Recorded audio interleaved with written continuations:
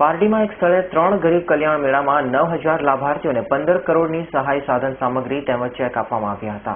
પારડી તાલુકાના મોતીવાડા કોળી પટેલની વાડી ખાતે શનિવારના રોજ બપોરના એક જ સ્થળે 3 ગરીબ કલ્યાણ મેળામાં 9000 લાભાર્થીઓને 15 કરોડની સહાય સામગ્રી ચેક વિતરણ પર્યાવરણ અને વલસાડના પ્રભારી મંત્રી ગણપતભાઈ વસાવાના હસ્તે કરવામાં આવ્યું હતું, જેમાં પારડી તાલુકો, વાપી, ઉમરગામ તાલુકાના લાભાર્થીઓ ગરીબ કલ્યાણ મેળામાં આવ્યા હતા।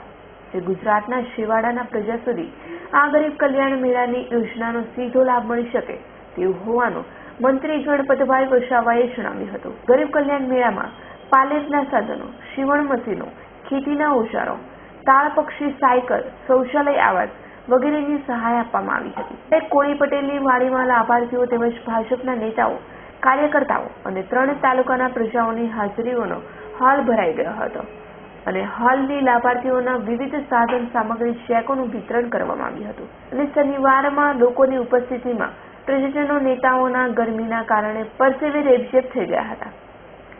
આ કાર્યક્રમ પ્રસંગે મોટી સંખ્યામાં મહાનુભાવો પણ ઉપસ્થિત રહ્યા હતા।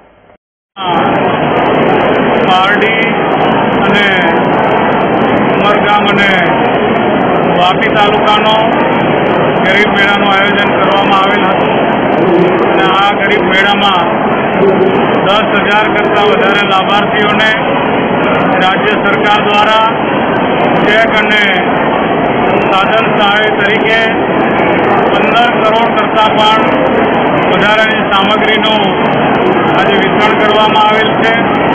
આ પ્રસંગે આ વિસ્તારના સાંસદ શ્રી ડૉક્ટર કેસી પટેલ, ધારાસભ્ય શ્રી રમણભાઈ, ધારાસભ્ય શ્રી ભરતભાઈ, જિલ્લાના કલેક્ટર શ્રી પણ હાજર રહ્યા હતા। મિત્રો, આપણને સૌને ખ્યાલ છે કે આ યોજના આપણા સૌના લોકલાડીલા વડાપ્રધાન શ્રી નરેન્દ્રભાઈ મોદી સાહેબના સમયમાં શરૂઆત કરી હતી અને આજના મુખ્યમંત્રી શ્રી આનંદીબેન પટેલ સાહેબે પણ ગરીબોના હિતમાં આ યોજના ચાલુ રાખી છે। અગાઉ પણ 1000 કરતાં વધારે ગરીબ મેળાઓ કર્યા હતા।